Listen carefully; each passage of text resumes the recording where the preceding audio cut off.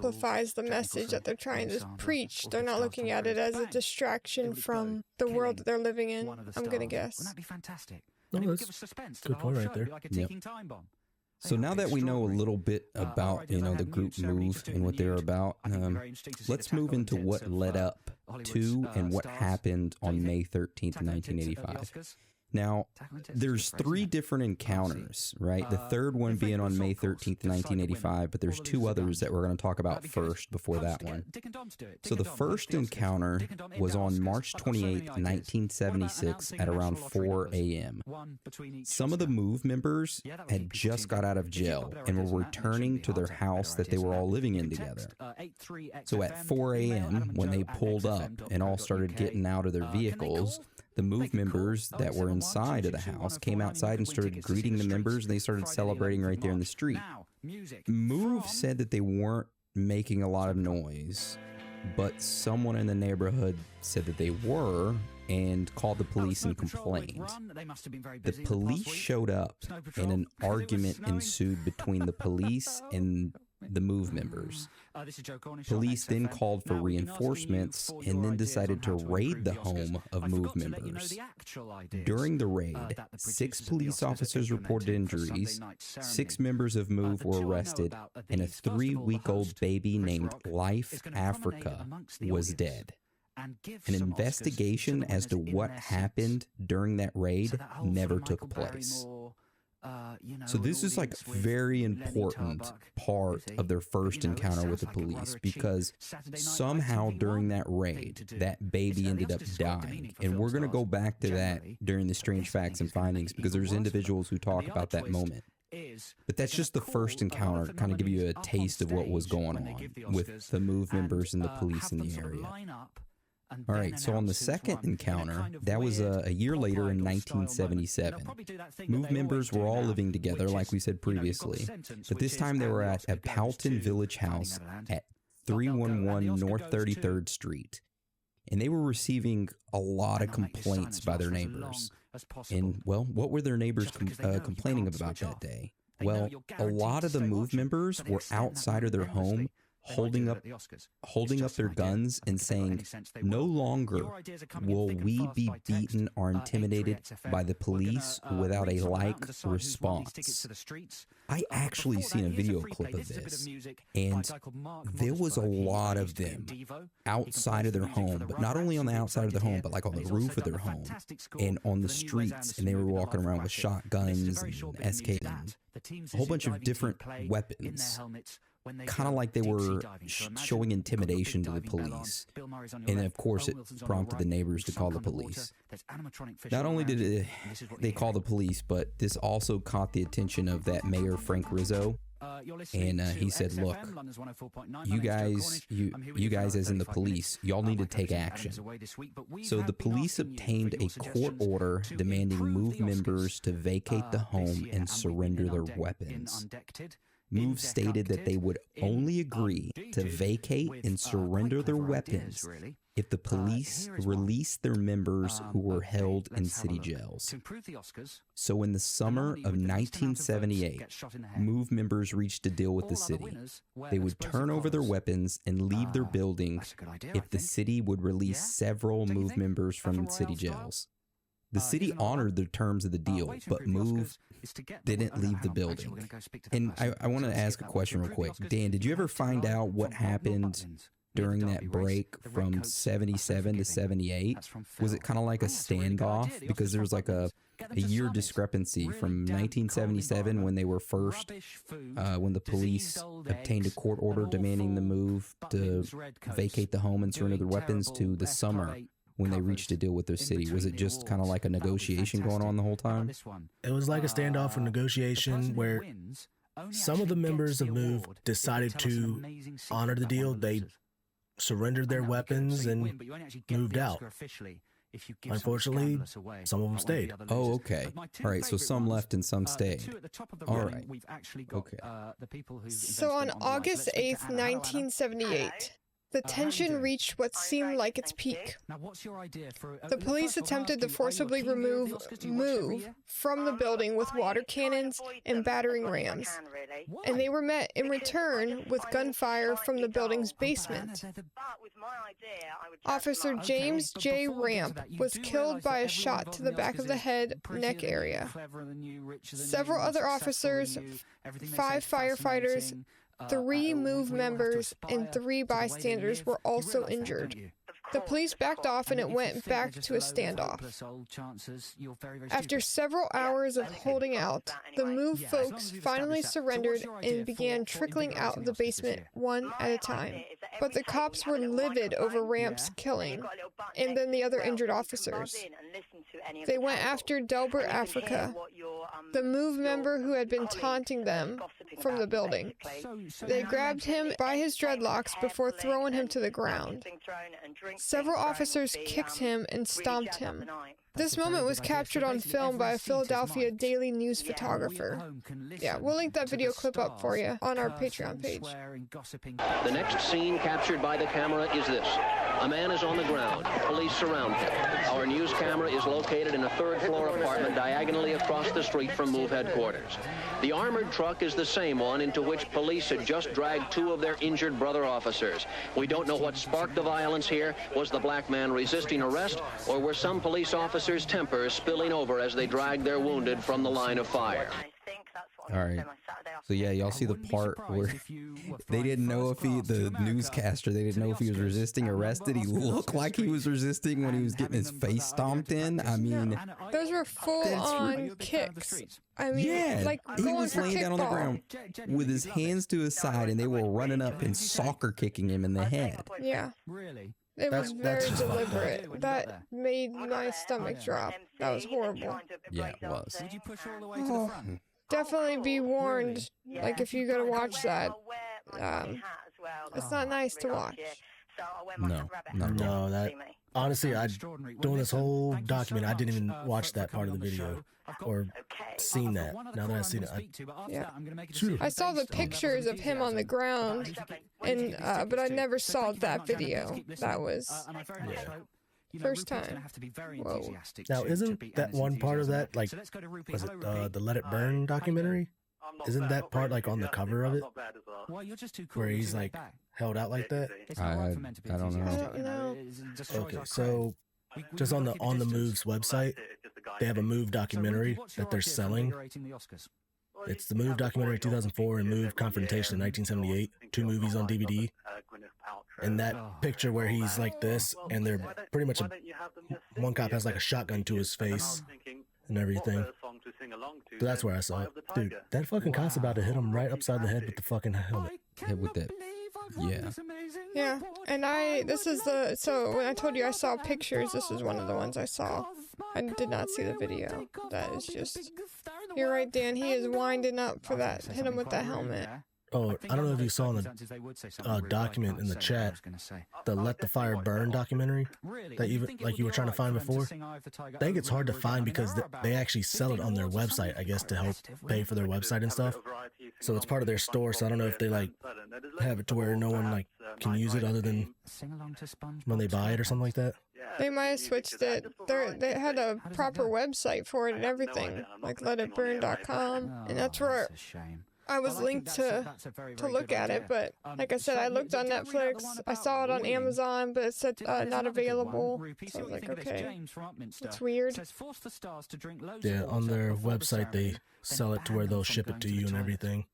All right. So what happened after that beating? So MOVE representatives claimed that Officer Ramp was facing the house at the time and denied any responsibility for his death. The 9 members of MOVE were charged with third-degree murder for Officer Ramp's death, and they became known as the MOVE 9.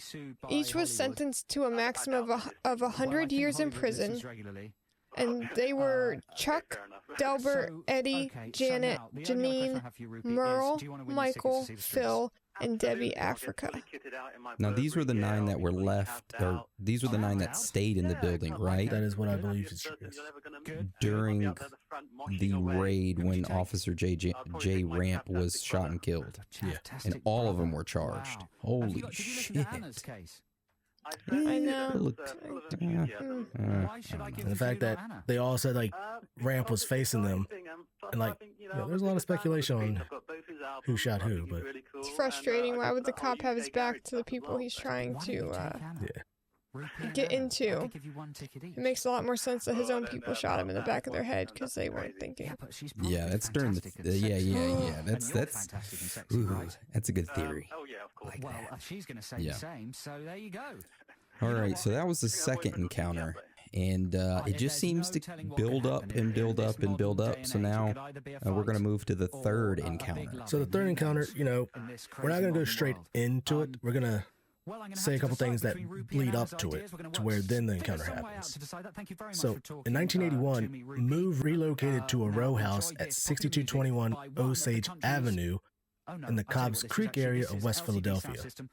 Then in the fall of 1984, Move, in anticipation for retaliation from the police, decided to build fortified bunkers on the roof and added even bigger bullhorns. And they also like barricaded their windows and doors and all that. So they pretty much fortified the whole building. I think her idea is actually Oh, it was a fortress. It was a military fortress, man. Yeah, walls within the walls, so you couldn't just break down a wall and get in. Yeah, they went all out with it, not gonna lie. But and then 1985, neighbors there complained for many years throughout 1981 all the way to 85. They complained that the Move members were broadcasting messages by bullhorn at all hours of the day and night, in addition to concerns of compost being a health hazard, which they had a bunch of pets again. Those 50 and 60 dogs. Well, and if they're only eating fruits, veggies, and nuts, then they're definitely doing compost to utilize all of Earth's minerals and stuff. So they probably use that for fertilizer and then grew their own plants for all I know. So some of these complaints by neighbors was that they never picked up their pets' droppings, which, I mean, they kind of did, but then they just spread it out again. So it started to stink really bad. And, you know, the whole messages with the bullhorn, one of the videos I saw where the neighbors were complaining, it was actually on Christmas Eve, I think of 1984, I believe it was, either 83 or 84. It was Christmas Eve, and it was at 1 a.m. where they were broadcasting motherfuck Santa, motherfuck Santa Claus. Like, I do not understand why, but literally this is what the neighbor was saying, and they're just like, why would you do that? Why would our kids have to hear this profanity and all that? Motherfuck Santa Claus. You know, it kind of makes me wonder. It kind of makes me curious if these... Did you see a video of the neighbors actually saying that? Yeah. It's going to be rigged. Joe cheats Oh, at the okay. best of times. Because it makes me curious. Do you think that the neighbors really said that, or it was made up by the police to kind of get people on their side after what happens during this third encounter? You know, because I started to get skeptical about some of the stuff that they were saying against Move. But then I seen a couple videos where I was like, oh, well, I don't know, you know? I saw one where, I don't know who said it, but they said it was when everything was burning, and someone was like, they'll never call the police chief a motherfucker again, and then laughed. That was the police that was recording from across the street at the building. Honestly, I don't know if I have that video still. Yeah, it's fine. We can find it later. I guess just go ahead and continue. Even when he's pre-recorded, he goes on for too long. But yeah, I heard that. I started laughing because I just like, what? Motherfuck Santa Claus. Santa Claus. It's like, okay. Here's what it's up against. So the neighbors hated them, and their shit stunk real bad, and they were blasting messages with the bullhorn. Yep. Okay. All right. So on Sunday, May 12th of 85, Philadelphia police started evacuating the area of people that lived around the Move compound. And that's what they called it, the compound. They wanted the people out of their houses by 10 p.m. that night and told them that they needed to go stay with family or friends and not to come back home until 24 hours were up. So they expected this to last 24 hours at least. So then they were also getting ready for something big then. Yes. Damn. The day before. So at 3:30 a.m. on May 13th, the police called up utilities of the city facility and had them cut off gas and electricity to the area. Which honestly, that shouldn't have bothered the move since they didn't use electricity. They didn't use it. Unless they already knew what they were going to do and were trying to limit how big it got. Yeah. So, fire trucks were set up with a snorkel attached to a cherry picker aimed at the move compound, which I don't know if everyone knows what a cherry picker and a snorkel is. Do y'all know? I have no know the idea. cherry picker, but I can assume what a snorkel is, but tell us, Dan. Yeah, so the cherry picker is that long-ass arm on top of a fire truck, and at the end is the water snout, which they call the snorkel, which pretty much it's a water cannon. Oh, okay. Yeah, they just call, for some reason they call it a snorkel. It's like, all right, because at first they did call it a which is like, but that's a water cannon on the ground, something like that. Something I read. Look at you and your knowledge nuggets today. Yeah, I'm trying. Such a big brain. I know. They also had an M60 perched on the roof across the street from the move compound. Now, A little excessive? what police like station or whatever has a fucking M60 just ready for use? I tell you who also has an M60 for use, and that's I Stephen knew you Patton. were going to bring it in. I know it. Oh man. You know, I could play devil's advocate here and say, well, they probably brought in that M60 because of all the previous issues they've had with Move having guns. And they were like, well, we're going to come prepared because they're always armed. Yeah, and I understand that. And it's just weird though, an M60. That's like that's a big ass fucking machine gun. Then at 5:30 a.m., CBS News reporter came on the air. We interrupt regular programming for this special report. I'm Dennis Woldering with Harvey Clark at the corner of 62nd and Pine, where authorities continue preparations for an apparent confrontation with the radical group Move. A confrontation aimed at pushing that group out of this area. Do they think they're like rabid dogs and they're just gonna like shoo them out the neighborhood and they're not gonna come back to their homes? I mean, these people, just like everybody else, buy their homes and should be able to live where they live. You really mean that, don't you? They're not just gonna scurry away because you spray some water at it like a cat. Like, get away! Don't say that. Does that actually work on cats? Oh yeah, I have a spray bottle that hangs on my headboard that's called Cat Be Gone, and it's just a spray bottle of water. Because sometimes Bediza gets a wild hair in the morning and just starts like, going at shit, and I spray it at her and she stops. Hello, there we go. What's your name, sir? Oh shit. Dang, I need to try that with It's Gollum. amazing. It's a very good deterring technique. Patrick, Do you have something like that for dogs? It's the same thing. Because I'm pretty sure if I spray like even a fucking water hose at my dogs, they just sit there biting at the fucking water. So I was like, You could add a little bit of vinegar in the water. Just a little bit will make them not like it. I have a friend of mine that suggested that to me. Thank you, Ashley. that's actually pretty smart. Patrick, you're fantastic. There we go. That's it. At about a Well done. quarter Gosh, to didn't you have 6, the cheat? maybe a little Andy Leeson earlier, with 2 copies of, the the police Club of started to 80s make their move take toward home the and give away house. to tramps. They were going to And, give them 3 one copies to give chance away to come our out this 3 listeners time. there. They said, Wow, thank God we got through "Attention, that. 'Cause sort of this a- sort is of the a technical police breakdown commissioner. and extraordinary We have panic warrants here in for the the arrest of XFM Frank studio. I wish James you could have Africa, all witnessed that. Ramona I've never Johnson seen work Africa, experience Teresa legs Brooks Africa, run and so Conrad fast. Hampton Our work Africa experience for girls various can have such violations of the well-toned criminal statutes of thighs and Pennsylvania. cheeks. We do not wish to harm For that very anyone. reason, she can come All back. occupants Thanks have very much for 15 listening. minutes I've to been Joe peacefully Cornish. Next week, evacuate the Adam's back, I premise hope. and surrender. And that's If it. not, We're playing out they with were going madness to with breach My the Name's Michael house Caine. I'll see you on next each week. side Bye. of it and fill the house with tear gas. So with the snorkels aimed at the roof, they wouldn't be able to escape the roof, leaving them the first floor to exit out of. So basically, snorkels up top, put in tear gas, and they all got to come out of the front. And those water cannons were going for like an hour. Hours. Yeah. Oh, like many hours. The shit was insane. It's a lot of wasted water. Yeah. So at around 6 a.m., the police moved in. They started shooting smoke grenades into the house. Then right after that, gunfire broke out. First, it sounded like a door slamming. Then it sounded like a bag of microwave popcorn going off. There was a loud explosion that shook the block, one news reporter said. This seemed to be an explosive they used on the front of the house to blow down the walls. After about 90 minutes, most of the gunfire quieted down, and it was back to tear gas and water being sprayed from the roof. So from 6 a.m. to 10:30 a.m., the police didn't talk to any media or anything. Correct. Okay. So at 10:30 is when they did, and it was from Lieutenant Lewis of the Police Public Affairs, and he read the following statement. The invitation for the MOVE members to evacuate and surrender without harm was issued at 5:35 a.m. by the Commissioner Sambor.